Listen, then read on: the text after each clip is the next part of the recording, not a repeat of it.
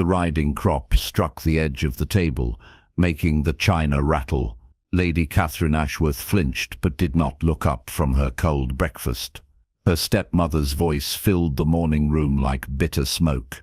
"You will not embarrass this family at the Hastings ball tonight," Lady Margaret said. Her words were sharp as glass. "You will stay in the corners where no one can see you. Do you understand me, Catherine?" Catherine nodded. Her hands gripped the napkin in her lap until her knuckles turned white. She was 24 years old.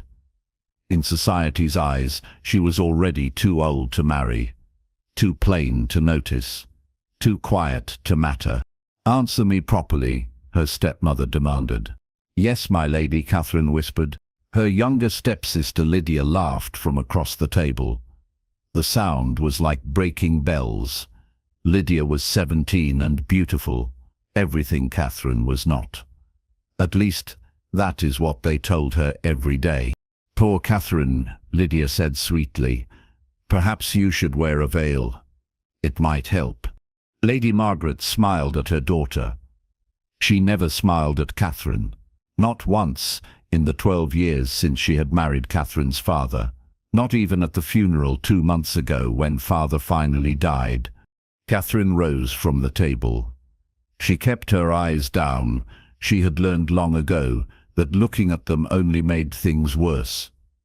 Her grey dress whispered against the floor as she walked. It was her only good dress. Lydia had 20. "Where do you think you are going?" Lady Margaret asked. "To the library, my lady," Catherine said. "I thought I might read." "Of course you did." Her stepmother's voice dripped with scorn. "Books are all you have. Are they not? No beauty, no charm, no prospects, just dusty old books." Catherine said nothing. She left the room before the tears could come. She would not give them the satisfaction of seeing her cry. Not today. Not ever. The library was her only refuge. She spent hours there among the leather-bound volumes. They never judged her, never told her she was worthless. The books held worlds she could escape to, places where girls like her sometimes mattered. She pulled down a volume of poetry and settled into her favorite chair by the window. The morning sun warmed her face. For just a moment, she could pretend she was somewhere else, someone else. But the peace did not last long. The door opened. Mr. Crawley, the family solicitor, stood in the doorway. His face was grave. Lady Margaret and Lydia crowded behind him. "Miss Catherine," he said softly, "I must speak with you." Her heart began to pound. She set down the book with trembling hands. Mr. Crawley had been her father's friend. He was one of the few people who had ever been kind to her. "Your father's will has been read," he continued. "There are some matters we must discuss." Lady Margaret pushed past him into the room. Her face was twisted with rage. Catherine had never seen her so angry. "This is your doing," Lady Margaret hissed. "You poisoned his mind against us." Catherine stood up. She did not understand. "I do not know what you mean." "Your father left you nothing," Mr. Crawley said quickly. His eyes were sad. "The estate, the money, everything goes to your stepmother. However, he did make one provision for you." Catherine's breath caught. Father had not forgotten her after all. "There is a marriage arrangement," Mr. Crawley said. "Your father made it years ago with the late Duke of Ashford. The current Duke has agreed to honor the contract." The room spun. Catherine reached for the chair to steady herself. "A marriage arrangement? But I have never even met the Duke." "The Duke of Ashford," Lady Margaret said slowly. The anger drained from her face. It was replaced by something worse. Fear. "You cannot mean the Beast of Ashford." Mr. Crawley's silence was answer enough. Lydia gasped. Even she had heard the stories. Everyone had. The Duke of Ashford lived alone in his great estate in the north. No one had seen him in 5 years, not since the hunting accident that had scarred him so terribly. They said his face was a nightmare. They said he had the temper of a demon. They called him the Beast. "You will be married in 3 days," Mr. Crawley said.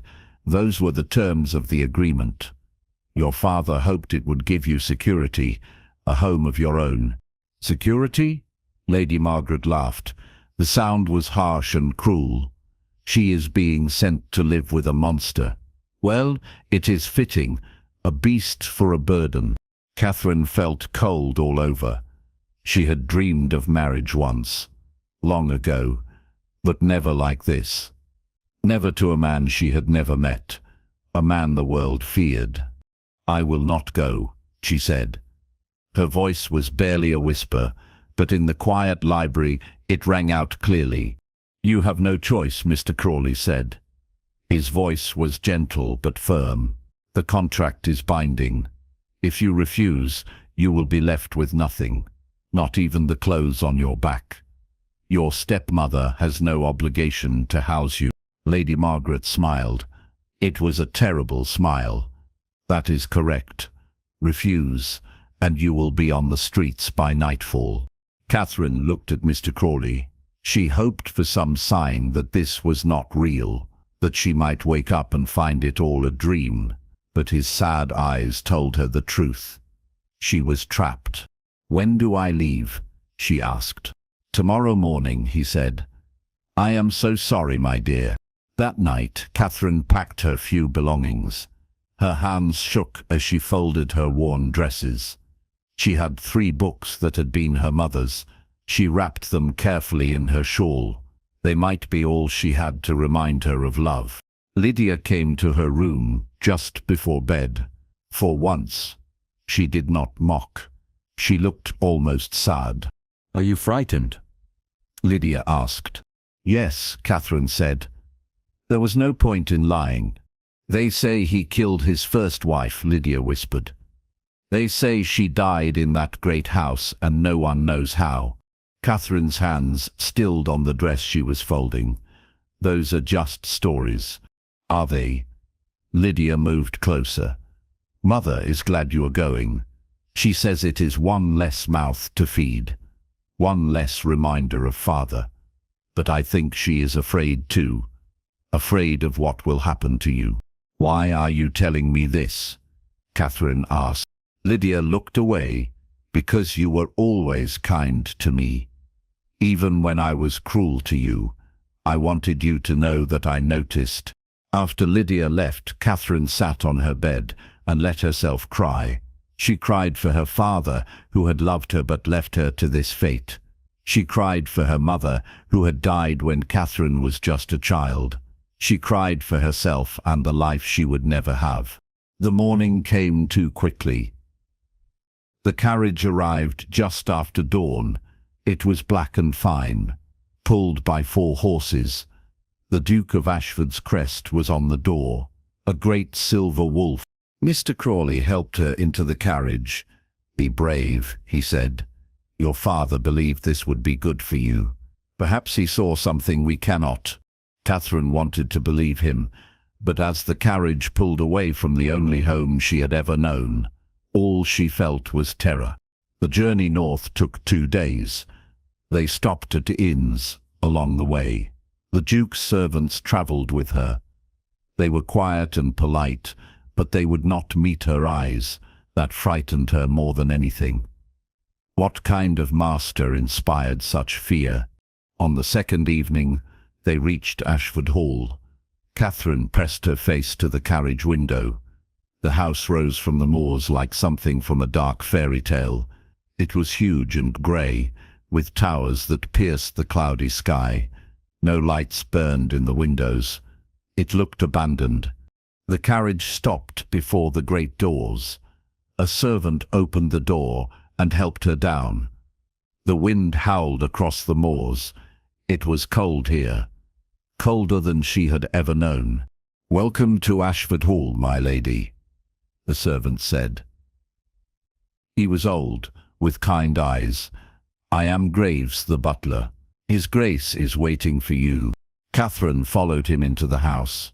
The entrance hall was vast and dim. A few candles burned in sconces on the walls, but they did little to push back the darkness. Her footsteps echoed on the marble floor. Graves led her down a long corridor. At the end was a door. He knocked softly. "Enter," a voice said from within. The voice was deep and rough. It sent shivers down Catherine's spine. Graves opened the door and gestured for her to go in. Then he closed the door behind her. The room was a study. Bookshelves lined the walls. A fire burned in the hearth, but it did little to warm the cold space. A man stood by the window with his back to her. He was tall and broad-shouldered. His dark hair brushed his collar. "Come closer," he said without turning around. Catherine took a few steps forward. Her legs felt like water. She clasped her hands together to stop them from shaking. "I am told your name is Catherine," he said. "Yes, Your Grace," she managed to say. "And you have agreed to marry me." It was not really a question, but she answered anyway. "Yes, Your Grace." "Do you know what they call me?" he asked. There was something bitter in his voice. "Yes," she whispered. "Then you know what you are getting." He turned around. Catherine gasped. She could not help it. The left side of his face was marked by terrible scars. 3 deep lines ran from his temple to his jaw, as if some great beast had clawed him. His left eye was milky white, clearly blind. The scars pulled at his mouth, giving him a permanent scowl. But the right side of his face was beautiful. Strong jaw, sharp cheekbones, a perfectly shaped mouth, one eye, as blue as a summer sky. It was the contrast that made him shocking. Beauty and horror in one face. "I apologize," Catherine said quickly. "I did not mean to stare." "Everyone stares," he said. His voice was flat. "At least you are honest about it." He moved closer. Catherine forced herself not to step back. He towered over her. She had to tilt her head to look at him. "I can smell your innocence," he growled.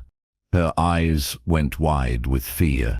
He leaned down until his face was close to hers. She could feel his breath on her cheek. "I can see it in every trembling movement you make. You are terrified. Good. You should be." "Please," she whispered. "Please what?" He straightened up. "Please be kind. Please be gentle. What did you expect from a beast?" Catherine found a spark of courage from somewhere deep inside. She lifted her chin and looked him in the eye. The one good eye that watched her so intently. "I expected a man," she said. "A man who honors his father's agreements. A man who keeps his word." Something flickered in his expression. Surprise, perhaps. He studied her for a long moment. "We will be married tomorrow," he said finally. "The vicar will come at noon. You will have your own rooms. You need not fear me in that way. This is a marriage of convenience, nothing more." "I understand, Your Grace," she said. "My name is Nicholas," he said. "You need not call me Your Grace when we are alone, but you will call me that in front of others." "Yes, Your Grace." "Nicholas," he turned away from her. "Graves will show you to your rooms. We will not see each other again until the wedding."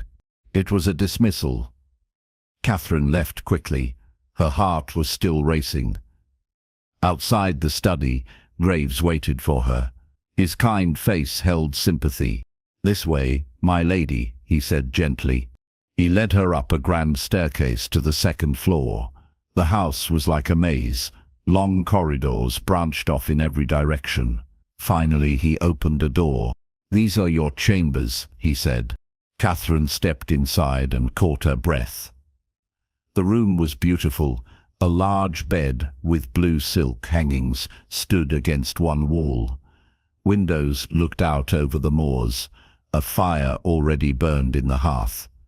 There was a dressing room and a small sitting area. "It is too fine," she said. "His Grace ordered these rooms prepared for you," Graves said. "He wanted you to be comfortable." A maid appeared from the dressing room. She was young, with a round, friendly face. "This is Mary," Graves said. "She will be your lady's maid. If you need anything, just ask." After they left, Catherine sank into a chair by the fire. She did not know what to think. The Duke was terrifying, but he had given her beautiful rooms. He had promised not to force himself on her. Perhaps it would not be so terrible. But she could not forget his words. "I can smell your innocence," and then, in a voice like dark promise, "I will take it." She shivered and pulled her shawl tighter around her shoulders. The wedding took place the next day at noon, just as Nicholas had said. The vicar came from the village. He looked nervous. He rushed through the ceremony as if he wanted to leave as quickly as possible. Catherine wore a dress Mary had found for her. It was pale blue silk, far finer than anything she had ever owned. Mary had done her hair in a soft style that framed her face. For the first time in years, Catherine looked in the mirror and did not hate what she saw. Nicholas wore black.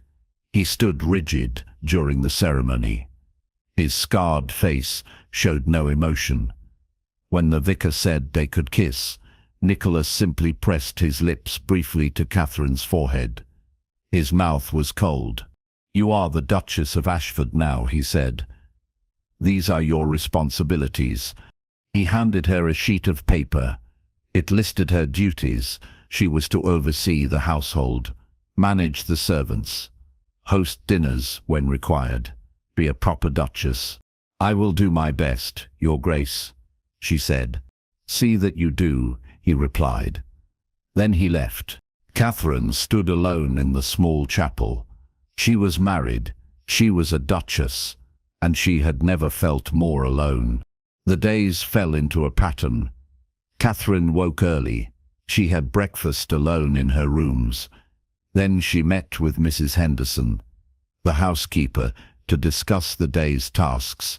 The house was huge and required constant attention. She rarely saw Nicholas. He spent most of his time in his study or riding across the moors. When they did meet at dinner, he was polite but distant. He asked about her day. She answered briefly. Then silence fell between them like a wall. But Catherine began to notice small things. Fresh flowers appeared in her rooms every morning. Her favorite tea was always available. The library, when she finally found it, had been dusted and cleaned. New books had been added, books she would enjoy. "His Grace ordered them," Mary told her when Catherine asked. "He wanted you to have things to read." Catherine ran her fingers over the spines of the new books. Someone had paid attention to what she liked. Someone had cared enough to try to make her happy. She began to explore the house. It was full of wonders: portrait galleries, music rooms, a conservatory with exotic plants. Everywhere she looked, she saw evidence of a family that had once thrived here. But now the house felt empty, like a body with no soul. One afternoon, she found a door she had not noticed before. It was locked. She tried the handle, curious about what lay beyond. "That was the Duchess's suite," a voice said behind her. Catherine spun around. Nicholas stood in the corridor. He wore riding clothes. Mud splattered his boots. His hair was windblown. "I apologize," Catherine said quickly. "I was just exploring." "The previous Duchess," Nicholas said. His voice was strange, hollow. "My first wife, those were her rooms." "I did not know you had been married before," Catherine said softly. "It was a long time ago." He moved past her toward the stairs. "Stay out of those rooms." "Of course, Your Grace."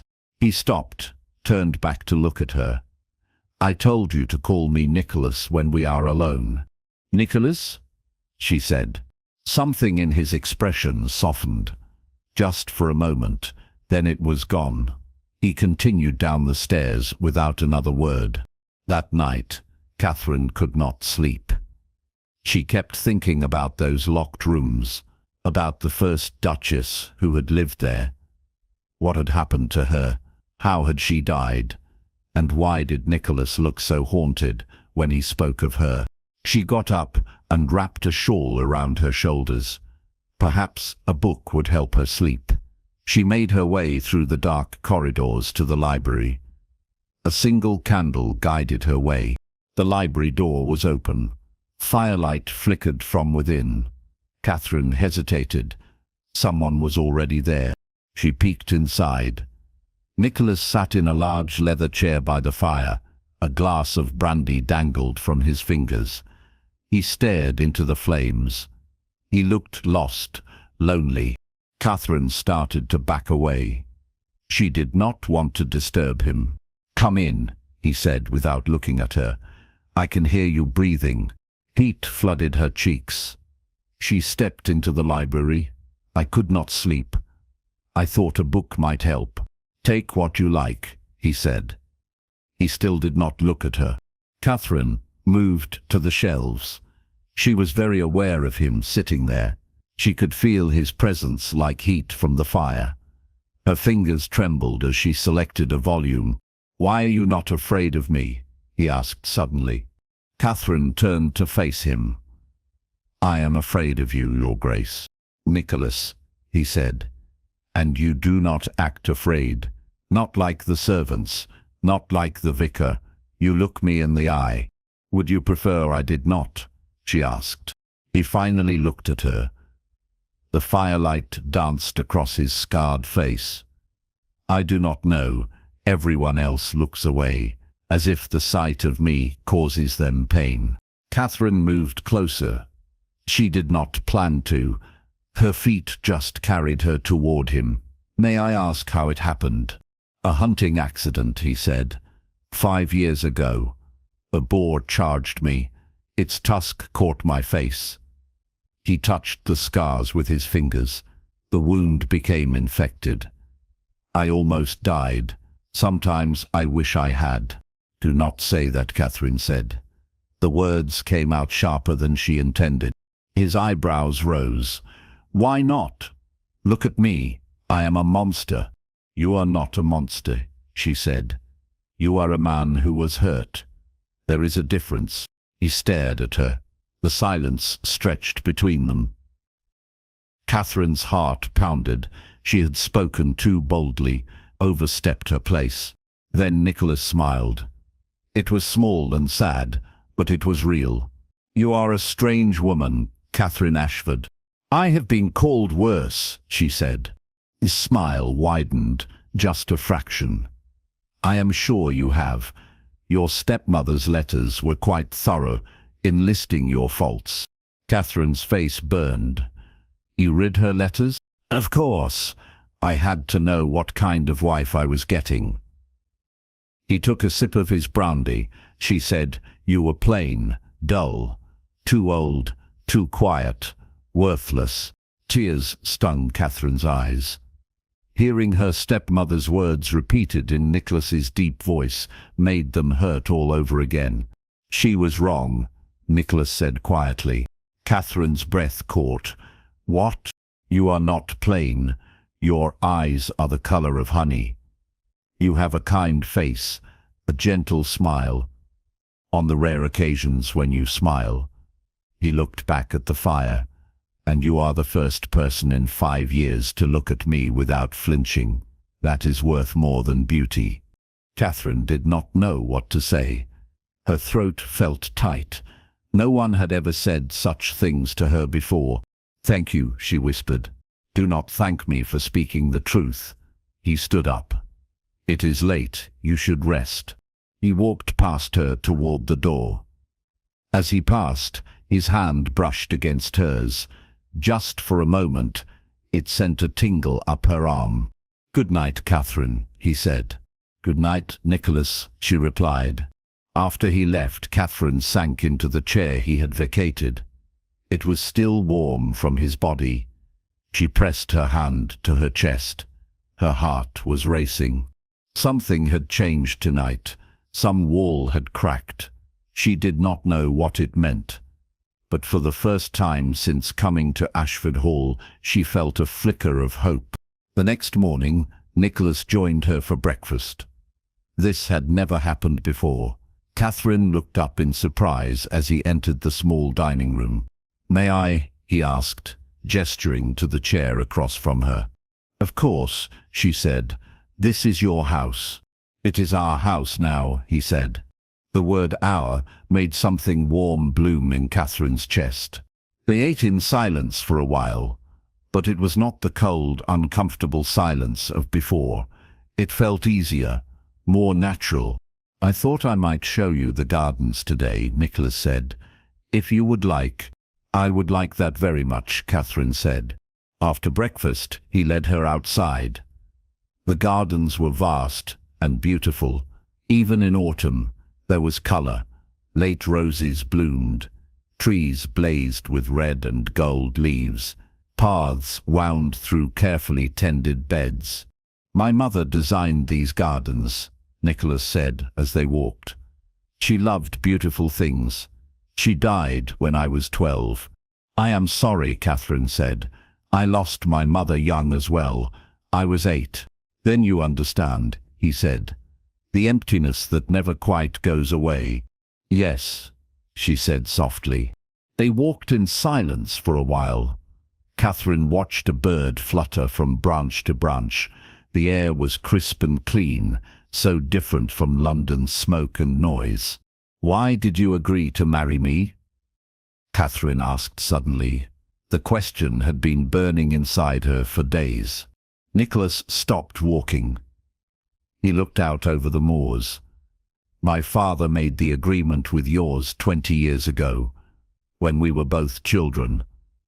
He hoped the marriage would unite our families, create stronger ties." "But you could have refused," Catherine said. "When your father died, when you became Duke, you could have broken the contract." "I could have," he agreed, "but I did not. Do you want to know why?" Catherine nodded. "Because I am alone," he said simply. "I have been alone for 5 years, since the accident. Since my wife died. I thought perhaps having someone here, even in a marriage of convenience, might make this house feel less empty." His honesty shocked her. Catherine had never met anyone who spoke so plainly about their loneliness. "I am alone too," she said. "I have been alone my whole life, even when surrounded by family." He looked at her, really looked at her. His blue eye was bright and piercing. "Then perhaps we can be alone together." "I would like that," Catherine said. Something passed between them, an understanding, a connection. Catherine felt it in her bones. Nicholas offered her his arm. "Come, let me show you the lake." Catherine took his arm. Through the fabric of his coat, she could feel the strength of him, the solidness. She felt safe in a way she had not felt in years. They walked to the lake together. Ducks paddled on the calm water. The house rose behind them, grey stone against grey sky. But somehow, in that moment, it did not look grim anymore. It looked like home. Over the following weeks, Catherine and Nicholas spent more time together. He showed her his favorite places on the estate. The old oak tree where he had climbed as a boy. The hill where you could see for miles. The stable where his horses lived. Catherine, in turn, shared pieces of herself. She told him about her love of books, about the poetry she sometimes wrote in secret, about the sketches she made when no one was watching. "You are an artist?" Nicholas asked one afternoon. They sat in the library. Rain pattered against the windows. "Hardly that," Catherine said. "I just draw sometimes, little things." "Show me," he said. Catherine hesitated. She had never shown anyone her drawings, but she found herself retrieving her sketchbook from her rooms. Her hands shook as she handed it to Nicholas. He opened it carefully. His face showed nothing as he turned the pages. Catherine's anxiety grew with each passing second. Finally, he looked up. "These are remarkable." "You do not have to say that," Catherine said quickly. "I am not saying it to be kind. I am saying it because it is true." He held up a sketch she had made of the conservatory. "You have real talent, Catherine." Pride swelled in her chest. No one had ever praised her work before. No one had ever made her feel like she had something valuable to offer. "Thank you," she whispered. "I want you to keep drawing," Nicholas said. "I will have a studio prepared for you, with proper supplies. Will you do that?" Catherine felt tears prick her eyes. "Yes. Yes, I will." Nicholas reached out and wiped a tear from her cheek with his thumb. The gesture was so gentle, so unexpected. Catherine's breath caught. "Do not cry," he said softly. "You deserve to have your talents celebrated." His hand lingered on her cheek. Catherine leaned into his touch without thinking. His skin was warm, his fingers were rough, but careful. Their eyes met. Catherine's heart thundered in her chest. For a moment, she thought he might kiss her, but Nicholas pulled away. He stood up abruptly. "I should go. I have business to attend to." He left before Catherine could respond. She sat there, her cheek still tingling where he had touched her. She pressed her fingers to the spot, trying to hold on to the feeling. Something was growing between them, something real and powerful. Catherine knew it. She thought Nicholas knew it too, but he was holding back, keeping distance between them. Why? Did he still love his first wife? Did he think Catherine was not good enough? Or was he afraid of letting someone close? Catherine did not have answers, but she knew one thing with certainty. She was falling in love with her husband. The realization hit her like a bolt of lightning. She loved him, his scarred face and wounded heart, his kindness that he tried to hide, his loneliness that matched her own. She loved all of it. But did he love her? Could he? Mary helped Catherine dress for dinner that night. She wore a deep green gown that brought out the color in her eyes. Mary arranged her hair in an elegant style. "You look beautiful, my lady," Mary said. Catherine studied her reflection. For the first time in her life, she almost believed it. Nicholas was already in the dining room when she arrived. He stood when she entered. His gaze swept over her. Something flickered in his eye. Appreciation, desire. "You look lovely," he said. "Thank you," Catherine said. She took her seat. Dinner was pleasant. They talked about books they had read, about the estate and its management, about plans for the winter ahead.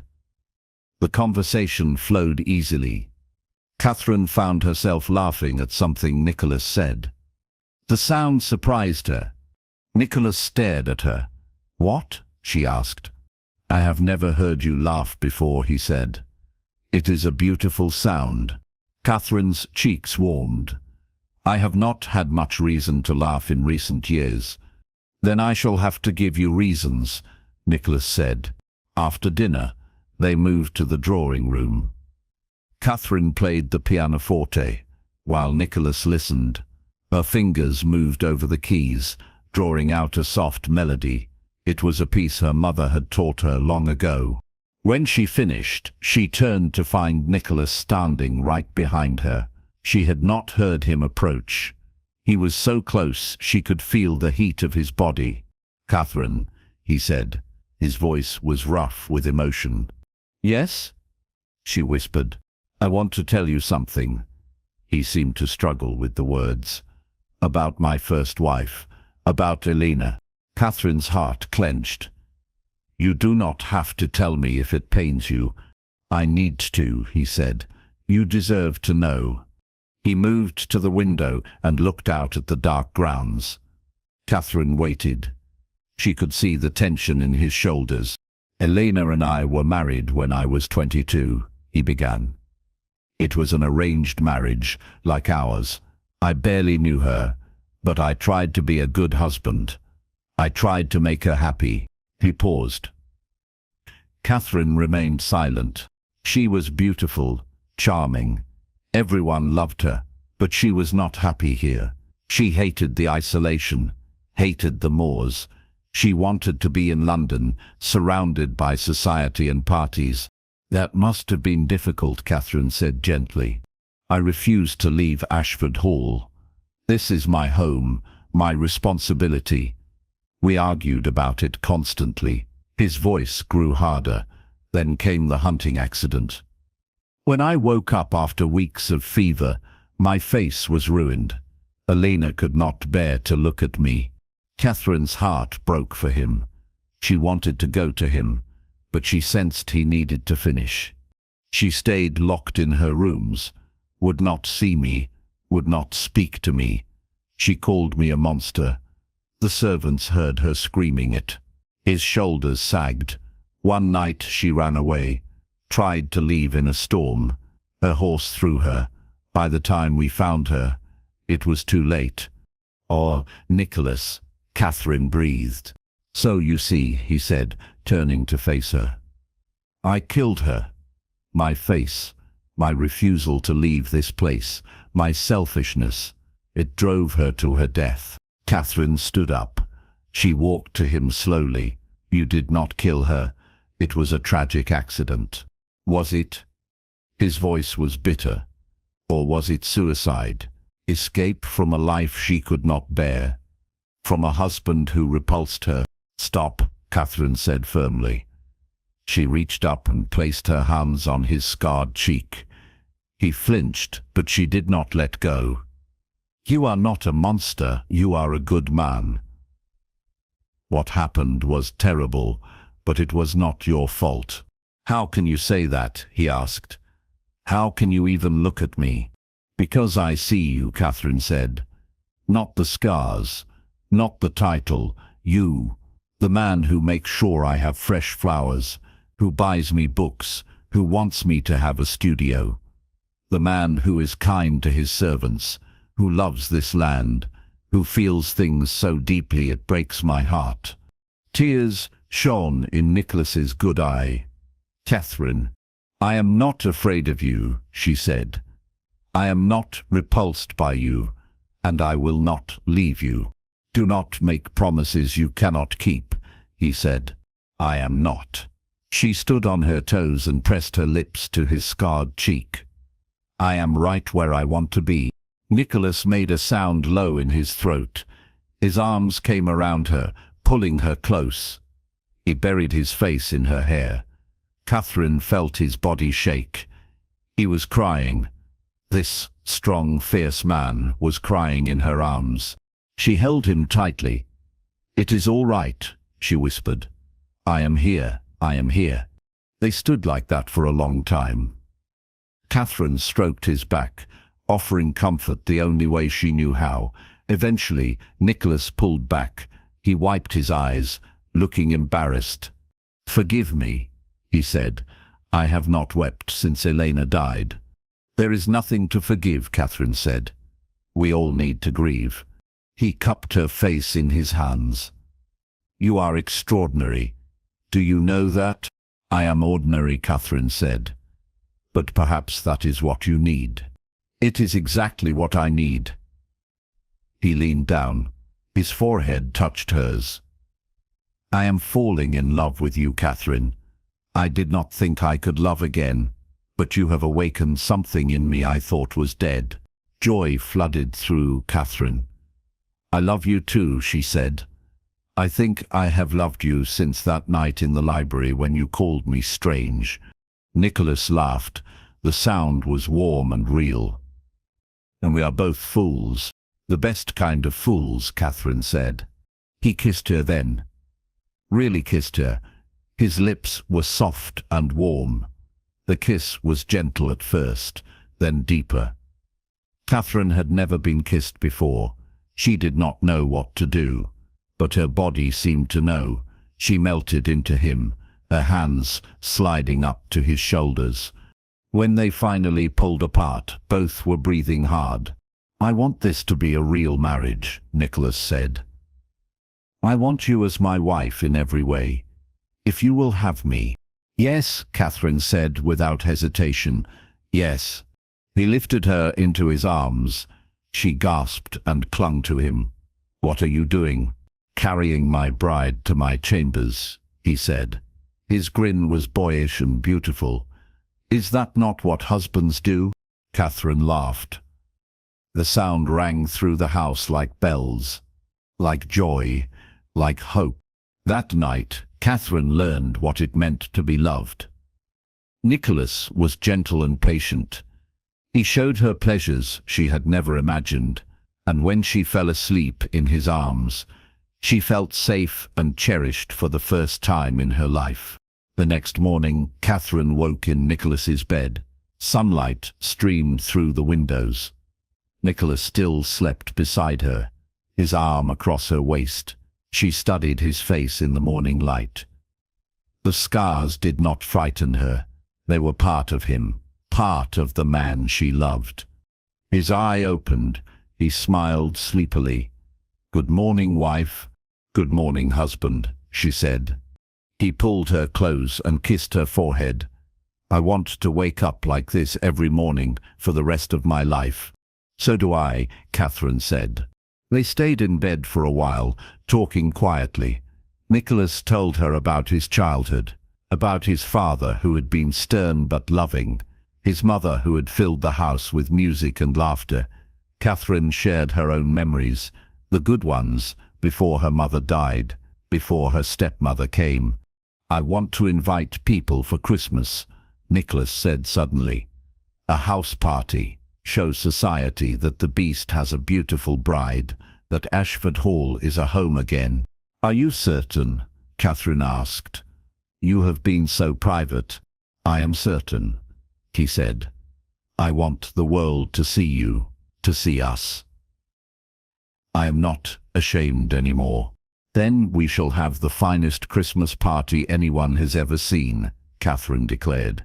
They spent the next weeks preparing. Catherine threw herself into the planning. She worked with Mrs. Henderson to air out guest rooms. Menus were planned, decorations ordered, invitations sent. To Catherine's surprise, most invitations were accepted. People were curious. The beast of Ashford was breaking his exile, and they wanted to see the woman who had managed to tame him. Nicholas watched Catherine work with pride. She had come alive. Her eyes sparkled. She smiled constantly. She was confident and capable. The Duchess Ashford Hall needed. "You are remarkable," he told her one evening. They sat together in the library, reviewing the guest list. "I am just doing what needs to be done," Catherine said. "No." He took her hand. "You are transforming this house, bringing it back to life, bringing me back to life." Catherine leaned over and kissed him softly. "We are transforming each other." The guests began arriving a week before Christmas. Catherine greeted each one with grace and warmth. She was nervous, but she hid it well. Nicholas stood beside her, solid and supportive. But on the third day, a carriage arrived that made Catherine's blood run cold. She recognized the crest on the door. Her stepmother had come. Lady Margaret swept into the entrance hall like a dark cloud. Lydia followed behind her, looking uncomfortable. They both stopped short when they saw Catherine. Catherine stood tall. She wore a beautiful burgundy gown. Sapphires glittered at her throat, a gift from Nicholas. Her hair was styled elegantly. She looked every inch a duchess. "Lady Margaret," Catherine said coolly. "Miss Lydia, what a surprise." "We came when we heard about the house party," Lady Margaret said. Her eyes swept over Catherine with disbelief. "We had to see for ourselves." "See what?" Nicholas asked. His voice was cold. He moved to stand closer to Catherine. "That she actually managed to trap you," Lady Margaret said. "That useless girl I raised, I never thought she had it in her." You did not raise me, Catherine said. Her voice was calm but firm. You tormented me, degraded me, made me believe I was worthless. Lady Margaret's face reddened. How dare you speak to me that way? I dare because I am the Duchess of Ashford, Catherine said, and you are a guest in my home. You will treat me with respect, or you will leave. Lydia stepped forward. Catherine, I am sorry.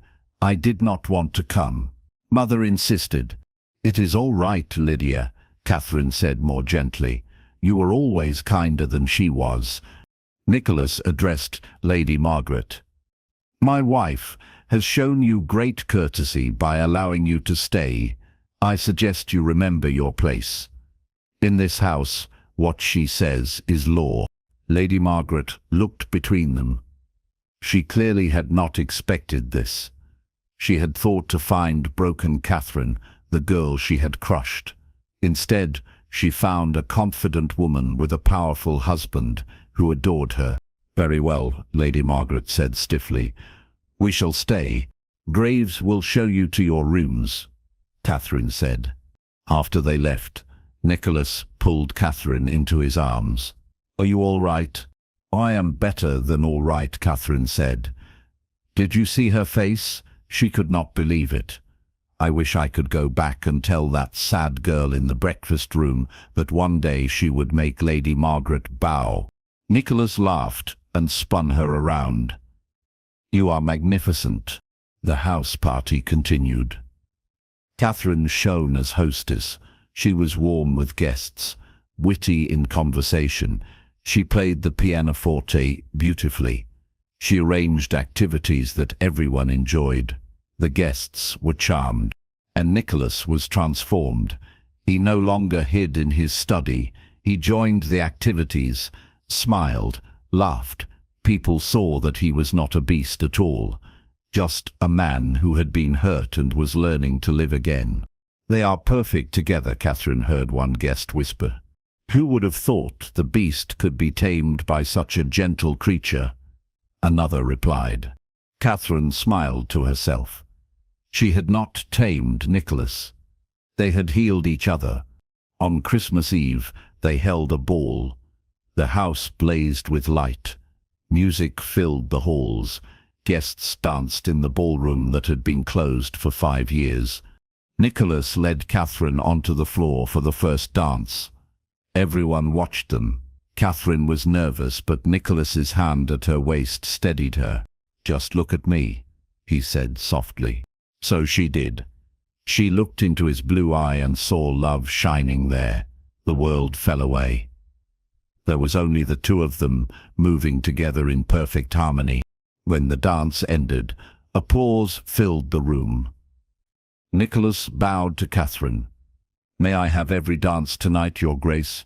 You may have every dance for the rest of our lives, Catherine said. Later, as the party wound down, Catherine found Lydia standing alone by the window. Are you well? Catherine asked. I am happy for you, Lydia said. Truly, you deserve this. You always deserved better than how we treated you. Thank you for saying that, Catherine said. Mother is furious, Lydia continued. She thought you would fail, that the Duke would cast you aside. She cannot stand that you are happy. I hope one day she finds happiness too, Catherine said. It is hard to be so bitter all the time. Lydia looked at her with wonder. How can you be kind to her after everything? Because holding on to anger would only hurt me, Catherine said. I choose to be happy instead. Lydia hugged her impulsively. You have grown so much. You are so strong. So can you be, Catherine said, when you are ready. The next day was Christmas. Catherine and Nicholas exchanged gifts in private before joining the guests. Nicholas gave her a set of the finest art supplies money could buy. Paints, brushes, canvases, everything she needed. For your studio, he said. Catherine gave him a portrait she had painted in secret. It showed him as she saw him, strong, handsome, whole. The scars were there, but they did not define him. They were just part of his face. Nicholas stared at it for a long time. When he looked up, tears streamed down his face. "This is how you see me?" "Yes," Catherine said simply. He pulled her into his arms. "I love you so much, it frightens me." "Do not be frightened," Catherine said. "I will not leave you. I promise." "I know," he said. "I believe you." That afternoon, disaster struck. A rider came with urgent news. There had been an accident in the village. A fire had destroyed several cottages. Families were homeless in the bitter cold. "We must help them," Catherine said immediately. Of course, Nicholas agreed. They organized the guests. Blankets were gathered. Food was packed. Nicholas arranged for the families to be housed in empty cottages on the estate. Catherine personally went to the village to help. She comforted crying children, bandaged burns, distributed supplies. The villagers stared in wonder. Their reclusive duke and his new wife were helping them. The beast and his beauty had hearts of gold. When they returned to Ashford Hall late that night, both were exhausted but satisfied. "You were wonderful today," Nicholas said as they prepared for bed. "We were wonderful," Catherine corrected. "We did it together." "Together," Nicholas agreed. He pulled her into his arms. "I like the sound of that." But their peace was shattered the next morning. Catherine came downstairs to find Lady Margaret in the entrance hall. She was screaming at Graves. "What is the meaning of this?" Catherine demanded. Lady Margaret whirled on her. "You think you have won? You think you can humiliate me and get away with it?" "I have done nothing to you," Catherine said. "You exist." Lady Margaret shrieked. "You were supposed to disappear, marry that beast and be forgotten.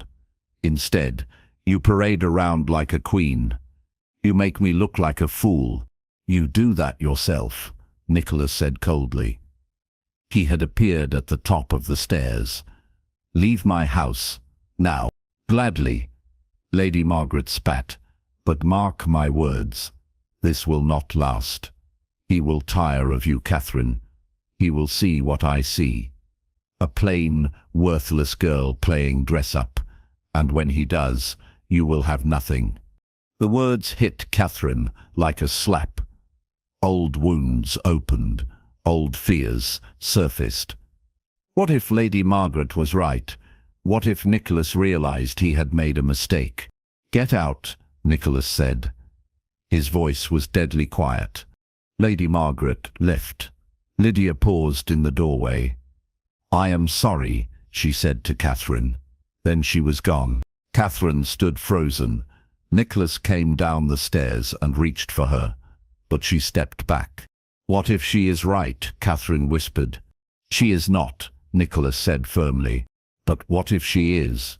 What if one day you wake up and realize you could have done better, that you settled for?" "Stop," Nicholas said. He gripped her shoulders gently. "Look at me, Catherine." She forced herself to meet his gaze. "I love you," he said, "not because you are beautiful though you are, not because you are talented though you are. I love you because you saw me when I was lost. You brought light into my darkness. You made me want to live again. But, no buts." He pulled her close. "You are my wife, my duchess, the other half of my soul. Nothing your stepmother says can change that. Nothing in this world can change that." Catherine buried her face in his chest. "I am afraid," she admitted. "I have never been happy before. I am afraid it will be taken away." "Then we will be afraid together," Nicholas said, "and we will remind each other every day that this is real, that our love is real." "Promise?" Catherine asked. "I promise," he said, "now and forever." The guests left after Christmas. Life at Ashford Hall settled into a new normal, a happy normal. Catherine spent her days painting in her new studio. Nicholas managed the estate. But they always made time for each other. They rode together across the moors, read together in the library, made love in the big bed they now shared. They talked about everything, their fears, their hopes, their dreams. "I want children," Nicholas said one night as they lay tangled together. Catherine's heart swelled. "So do I. Lots of children," Nicholas continued, "to fill this house with laughter and noise." "A whole brood," Catherine agreed. "And we will love them fiercely," Nicholas said, "the way we were not always loved." "Yes," Catherine said. "We will make sure they always know they are wanted." As winter turned to spring, Catherine discovered she was with child. Nicholas cried when she told him. He kissed her belly and whispered promises to the baby growing inside. "I will be a good father," he vowed. "You will be the best father," Catherine said. The baby came in autumn. A healthy boy with his father's blue eyes. They named him Thomas, after Nicholas's father. Catherine had never known such joy. She held her son and marveled that she had helped create this perfect little being. Nicholas was besotted. He spent hours just watching Thomas sleep. "He is so small," he whispered in wonder. "He will grow," Catherine said, "and he will know he is loved every day of his life." More children followed. A girl they named Elena, after Nicholas's mother, then another boy, then twin girls. Ashford Hall rang with children's laughter. It was filled with light and love. Years passed. Catherine and Nicholas grew older together, but their love only deepened. They faced challenges, times of sickness, financial pressures, difficult decisions, but they faced everything together. One evening, when they were both well into middle age, they sat together in the library. The fire crackled. Children's voices drifted from upstairs where the youngest ones were preparing for bed. "You remember the first night we met in this room?" Nicholas asked. He held Catherine's hand. "Of course," Catherine said. "I could not sleep. You told me I was strange." "I should have said extraordinary," Nicholas said. "I knew it even then. I was just too afraid to admit it." "We were both afraid," Catherine said. "Two lonely people who did not know they were looking for each other." "But we found each other anyway," Nicholas said. He lifted her hand to his lips and kissed it. "Thank you for seeing past the scars, for seeing me. Thank you for making me believe I was worth loving," Catherine replied. They sat in comfortable silence. Outside, the moors stretched endlessly. Inside, their family thrived. Love had transformed everything. "I would do it all again," Nicholas said. "Every moment of pain, every lonely year, because it all led me to you. And I would endure every cruelty," Catherine said, "every humiliation, because they brought me here, to this life, to you." Nicholas pulled her close. She rested her head on his shoulder. They watched the fire together. Two souls perfectly at peace. The beast and the beauty, people had once called them, but they were just Catherine and Nicholas. Two broken people who had found each other in the darkness, who had chosen love over fear, who had built a life more beautiful than any fairy tale, and they lived truly and deeply, happily ever after.